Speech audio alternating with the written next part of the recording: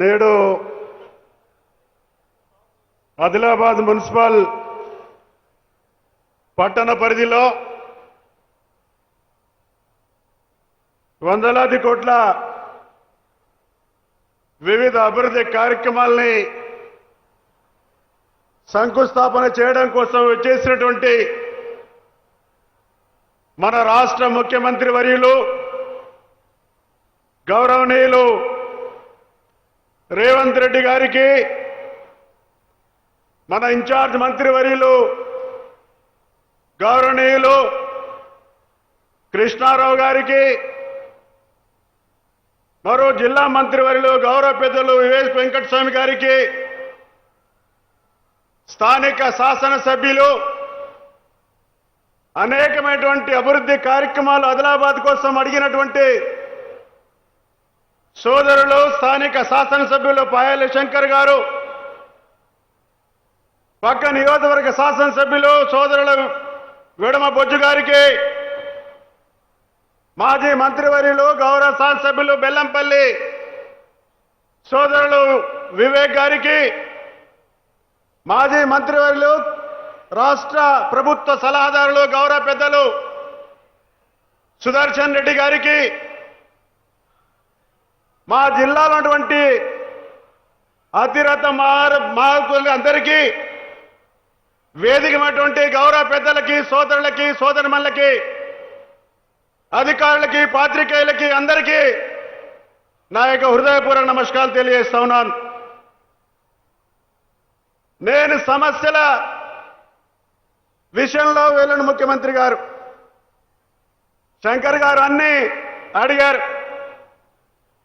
2 సంవత్సరాలు మీరు పూర్తి చేస్తున్నందుకు ముఖ్యమంత్రిగా మీకు శుభాకాంక్షలు అర్పిస్తా ఉన్నాను. అదే మాదిరిగా ఎయిర్పోర్ట్కి సంబంధించినటువంటి డిఫెన్స్ శాఖలో ఉన్నటువంటి దాన్ని జాయింట్గా ఇవ్వడానికి ఒప్పుకున్న తర్వాత ఈ మధ్యనే మీరు అనేక సందర్భాల్లో మీకు కలిసినప్పుడు కూడా నగేష్ మనం తప్పకుండా చేద్దామని చెప్పినటువంటి మాట ప్రకారంగానే ఈ మధ్యనే 700 ఎకరాల భూమి సేకరణ కోసం జీవో వచ్చినటువంటి మీకు ప్రత్యేకంగా ధన్యవాదాలు అర్పిస్తా ఉన్నాను. సరే, ఒకటి ఈ సందర్భాన మీకు ఒక రిక్వెస్ట్ చేస్తా ఉన్నాను సార్. మా జిల్లాకు సంబంధించినటువంటి భౌగోళికంగా మీకు తెలవంది కాదు, సామాజిక పరిస్థితులు మీకు తెలవంది కాదు, అనేకమైనటువంటి సమస్యలు ఇక్కడ ఉన్నటువంటి ఉన్నాయి. ముఖ్యంగా ప్రత్యేకమైనటువంటి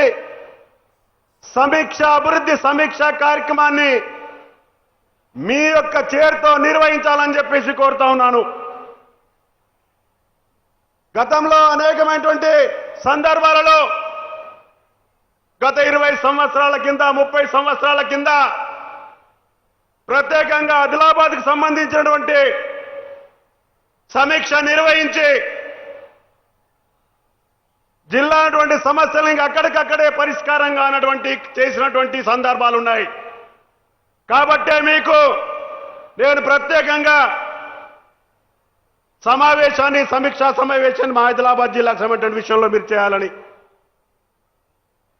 సాగునీటికి సంబంధించినటువంటి చెరువులు ఉన్నాయి. గతంలో 30 సంవత్సరాల కింద, 20 సంవత్సరాల కింద కెనాల్స్ పాడైపోయి మట్టితో అరోజ్ చేసినటువంటి వాటిని లైనింగ్ కావచ్చు, లేకపోతే అనేకమైనటువంటి చెరువుల యొక్క కెనాల్స్ లేనటువంటి పరిస్థితులు ఉన్నాయి, లేకపోతే అనేకమైనటువంటి రహదారుల యొక్క నిర్మాణాలు జరగవలసినవి ఉన్నాయి. విద్యా విషయమైనటువంటి పాఠశాలల యొక్క పరిస్థితులు ఆ విధంగానే ఉన్నాయి. నాకు ఒక నమ్మకం, విశ్వాసం, మీరు మీ యొక్క అధ్యక్షత నిర్వహిస్తే అది తప్పకుండా పరిష్కారం అవుతుందని చెప్పేసి నేను ఆశిస్తా ఉన్నాను. ఎందుకంటే మా జిల్లా అటువంటి ITDA integrated tribal development agency గత 6 సంవత్సరాలుగా గవర్నింగ్ బాడీ లేనటువంటి పరిస్థితులు ఉంది. లేకపోతే సమీక్షలు జరగనటువంటి పరిస్థితులు ఉన్నాయి. అందుకే మీరు ప్రత్యేకంగా మీరు సమావేశాన్ని సమీక్షను నిర్వహించవలసిందిగా మీకు ప్రత్యేకంగా నేను కోరుతా ఉన్నాను. అది ఇరిగేషన్ కావచ్చు, ఎడ్యుకేషన్ కావచ్చు, లేకపోతే కమ్యూనికేషన్ రోడ్స్ విషయంలో కావచ్చు, సమస్యలు పరిష్కారం అవుతాయని చెప్పేసి ఆశిస్తా ఉన్నాను.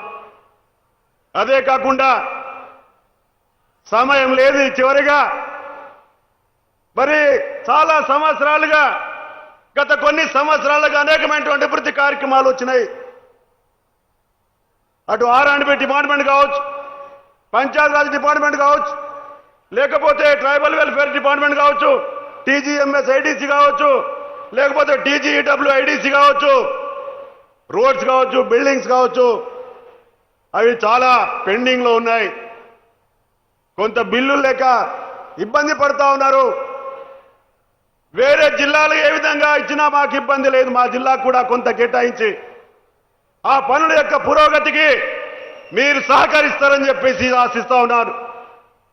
అనేకమైనటువంటి సమస్యల్లో ప్రధానంగా PMKSY కావచ్చు, గిరిజన ప్రాంతాల్లో పోడు వ్యవసాయానికి సంబంధించినటువంటి ఇప్పటికే కొన్ని క్లెయిమ్స్ వచ్చినాయి, ఇంకా రాష్ట్ర స్థాయిలో పెండింగ్ ఉన్నాయి. ఈ సమస్యలన్నీ పరిష్కారం అవుతాయనే ఉద్దేశంతో మాకు ప్రత్యేకంగా అధికారులతోటి మా అందరితోటి ఒక ప్రత్యేకమైనటువంటి సమావేశాన్ని ఏర్పాటు చేసుకొని ఈ సమస్యల పరిష్కారం కోసం మీరు చేస్తారని చెప్పేసి ఆశిస్తూ మీకు ప్రత్యేకమైనటువంటి ధన్యవాదాలు అర్పిస్తూ సెలవు తీసుకుంటున్నాను. జై హింద్.